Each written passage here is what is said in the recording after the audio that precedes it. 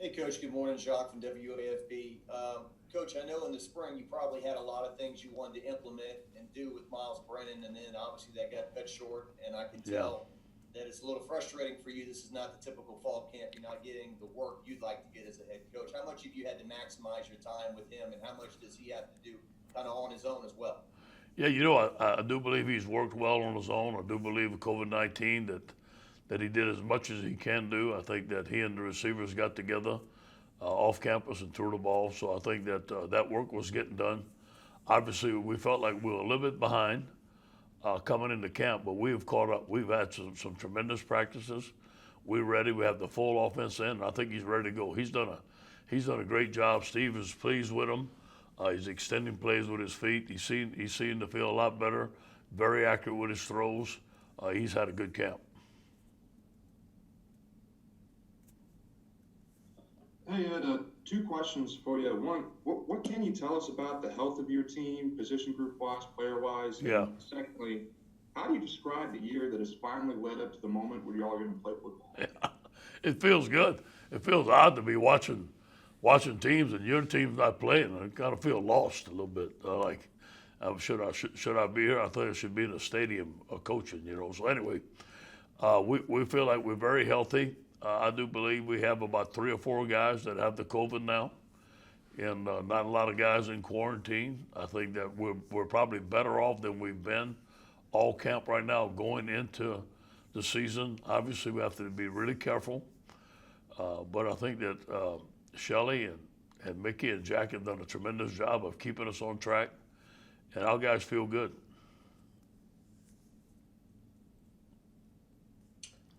Hey, Coach, Jared Joseph, Fox 44 in Baton Rouge. So, like last year, the strength of the team that seemed to be coming out was talking about how the offense was winning a lot of the battles during the preseason scrimmages. Is there other side of the ball that's kind of standing out so far from the first two?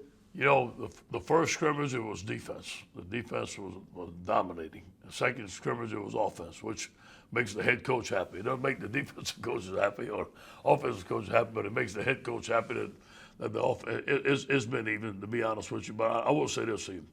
We are so much better on defense right now than any part of the season last year. I feel with Bo Pelini has come in, he's brought a new energy, a new excitement. The 4-3, Dave Aranda did a tremendous job for us, but I'm just glad that we moved to the 4-3. We're more of an attacking style of defense. We're using our personnel, and Bo's done a tremendous job for us. Hey, Coach, it seems like really all offseason it's been kind of pegged that Dare's going to get that left tackle spot, and you've been talking a lot about him and how he's grown as a leader. I was just curious if you could go into a little more detail about how he's grown off the field and then also on the field in his Yeah. development. Yeah, Dare's made tremendous strides. As you know, we recruited him out of Faraday. He wanted to play defense first. It took a little while to move him over to offense and then to learn. But Dare made his biggest improvement when we were practicing for the bowl last year, especially when we were going through the semifinal in Atlanta. I thought he really showed out in the practices, and that's where the young kids get more practice. He's become a leader. He's been behaving himself. He's gotten in no trouble. He's done a tremendous job for us.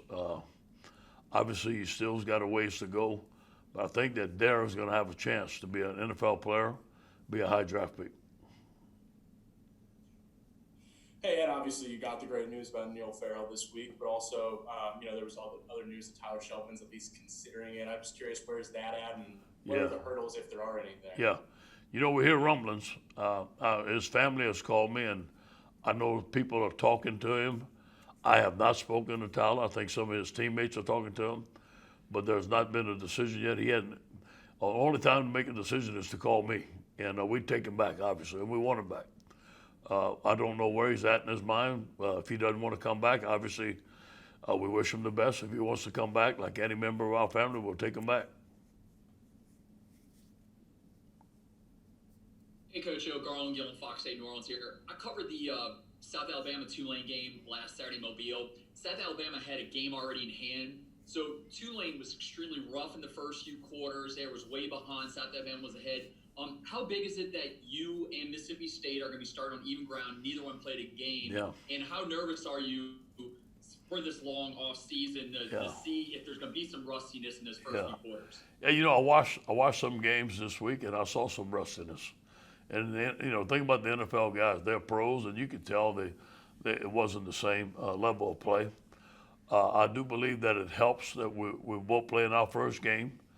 We don't know what Mississippi State's going to do. We're looking at what he's done in the past, but we don't know exactly what they're going to do because it's going to be brand new. I'm sure there's going to be some adjustments to be made. They got a new quarterback.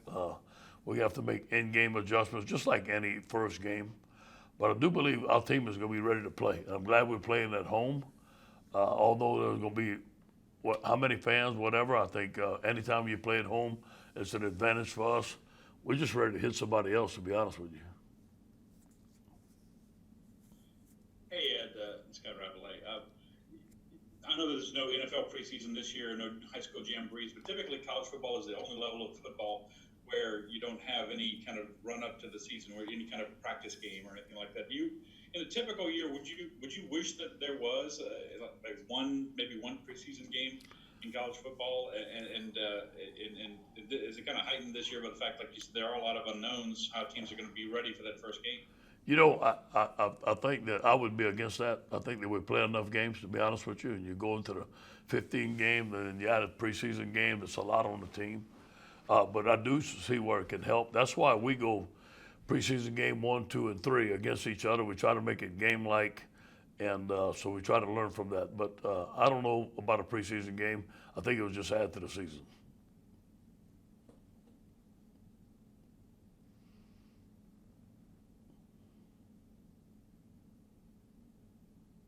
To go, what would you identify as a few of the strengths of this team, personnel-wise? What do you feel confident about? I feel confident about our running backs. I mean, these guys are showing us some physicality, some ability to make people miss, catching the ball out of the backfield. Kevin's has done a great job with them. I do believe that we have a lot of speed on defense, more speed than we've had since we've been here because we're using it. I think the addition of Jabril Crocs has been phenomenal. He's one of the best players on our football team. Damone Clark is playing very well.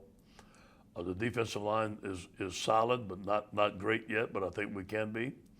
And then the secondary, you look at Jacoby Stevens and Derek Stingley, you got two of the best players in the country there. So I think that the speed on defense and running backs on offense right now is our strength.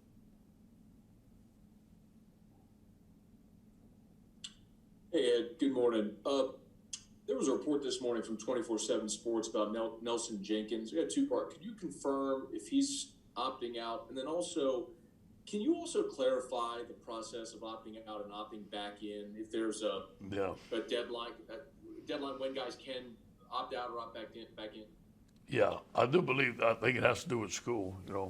Obviously, if they opted out and coming back to school and getting back into school, I think that's the biggest deal right there.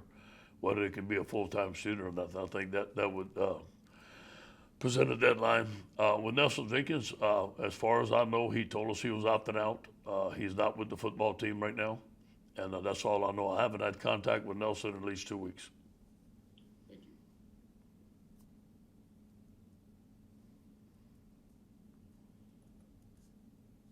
you. Hey, Coach, Glenn Gilbert here.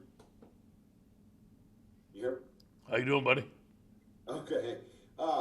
Listen, since Tyler Shelvin opted out for the NFL draft, as opposed to what Neil did for family, would it have to be checked to make sure Tyler hadn't had any improper contact with? No question, for sure. That'd go through compliance, and so would Neil. Neil had to talk to compliance. We need to make sure everything's clear before he did anything. Yes, for sure. And one more, if I could. When you were a player and as a coach, what is the team usually doing during the national anthem? Is that when you're in the locker room getting the last minute talk with the coach? Yeah, sure. We've always been. I don't ever remember being out on national anthem in the past 10 years. We're always inside and we're always talking, and we've never been out for it. Thank you. Good. Yeah, Ron Higgins, how are you? Good. How you doing? Good.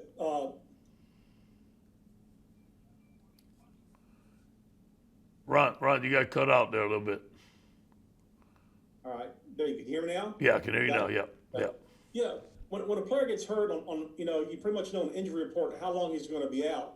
But on COVID, this stuff kind of pops up unexpectedly. I mean, tell me about the process y'all go through of when you get a report or whatever, and like the adjustments you have to make, because it seems like it's something like almost every day that you gotta, in the back of your mind, you gotta adjust. Yes, and that's why I told the team we need everybody. There's no telling what's going to happen with the COVID. I think that we've got a good handle of it, but once a kid gets it, the next man got to go up. And Mickey comes tell me, Jack comes tell me this person tested positive, this person's going to be quarantined. They give me the number of days, and we got to make adjustments. Look, 2 weeks ago, we had everybody on our offensive line except 2 or 3 guys were out.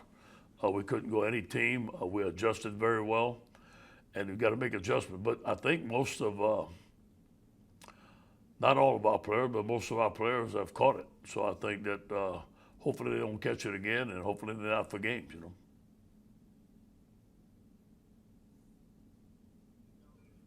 Coach Ron Snyder in Lafayette. Obviously, the Raging Cajuns went over the weekend with a couple of special teams touchdowns. So just from seeing a game like that, how important is special teams for you guys going forward to make sure in that first game something like that doesn't happen to you? Yes. What happened to who they played? A good point, Ron. First of all, I really believe in Coach Mack and the job he's done for us over the years.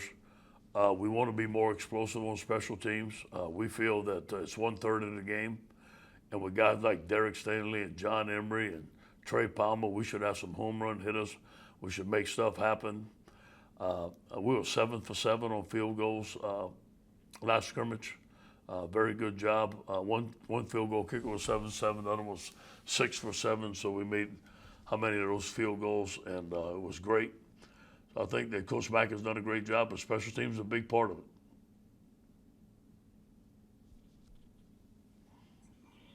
Hey, Ed, one of the linebackers you mentioned recently as a starter was Micah Baskerville. What do y'all like about him at that position, and what has he shown out there in camp? Michael was the 5A Defensive Player of the Year in Evangel. Outstanding high school football player. I think the 4-3 defense has helped him to run around, make plays. Bo's done a tremendous job of putting him in a great position. He's very instinctive, he's big, he's physical, and he's very smart. And he's got a great attitude about himself. I think the 4-3 defense has helped Michael.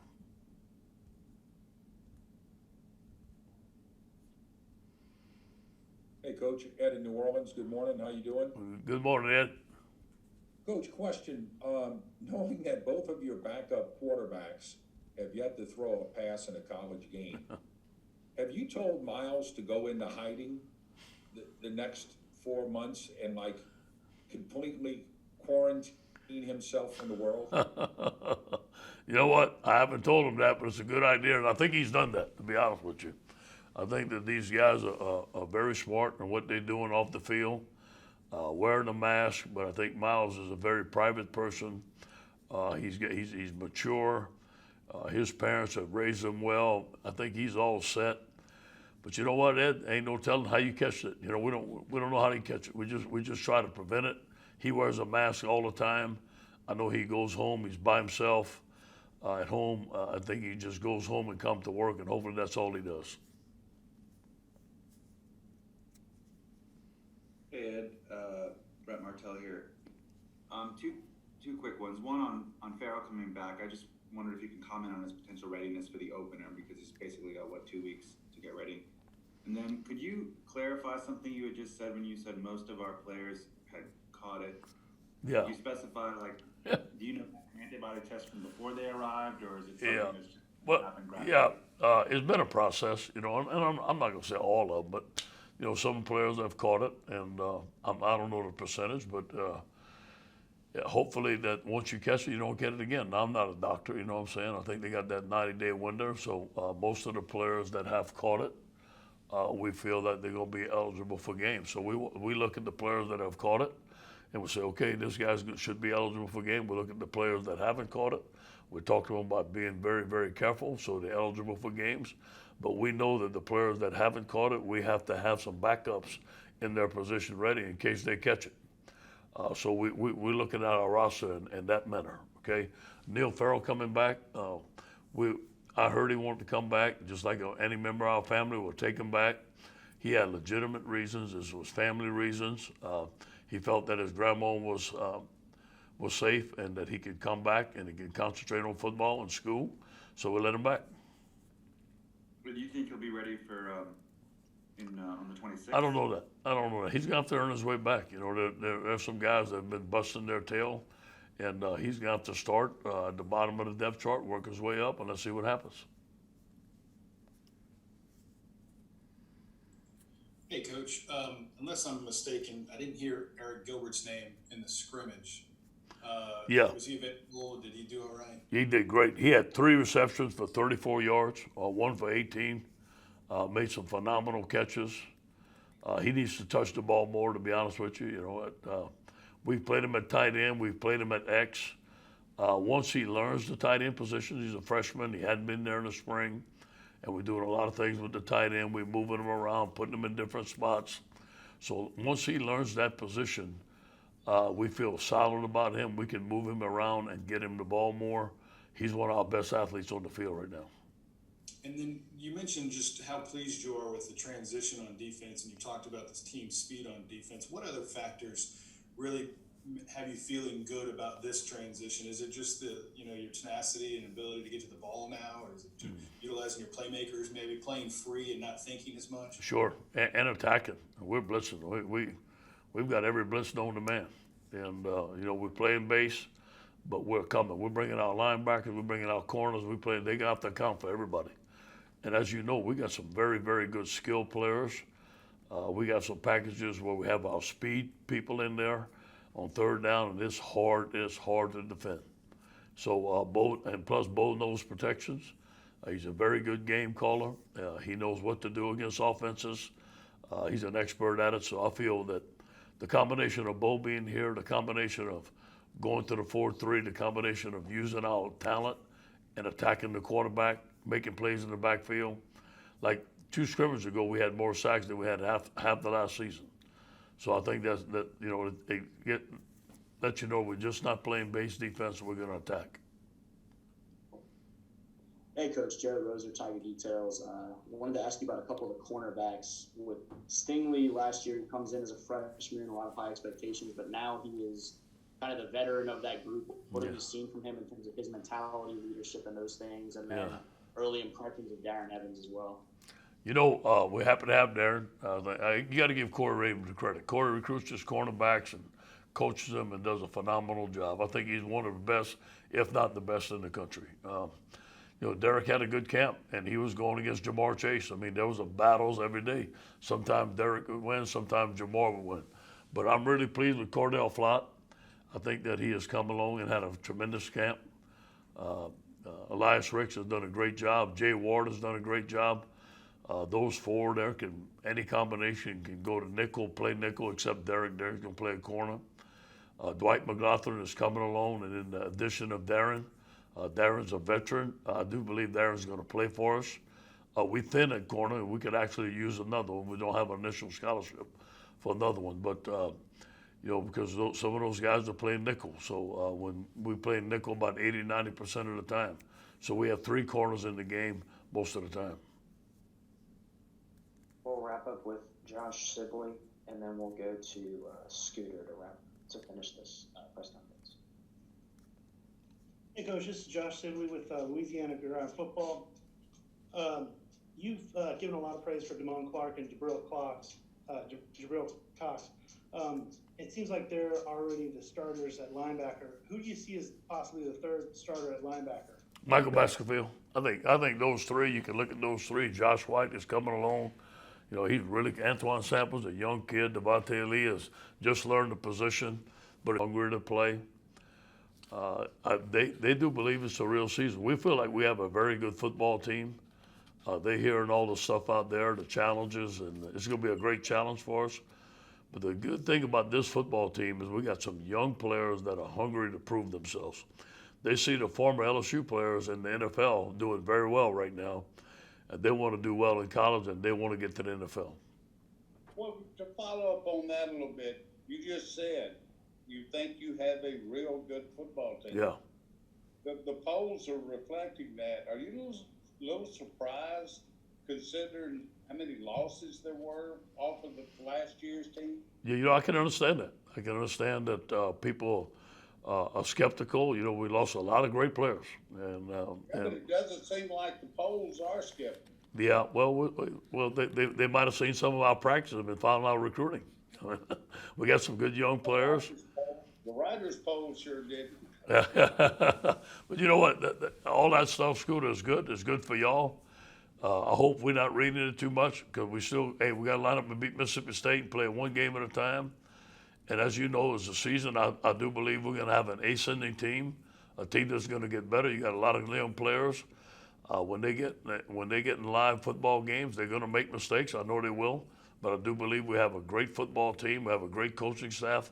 I'm excited about this season. Thanks, everybody. All right, guys. Appreciate it, Scooter.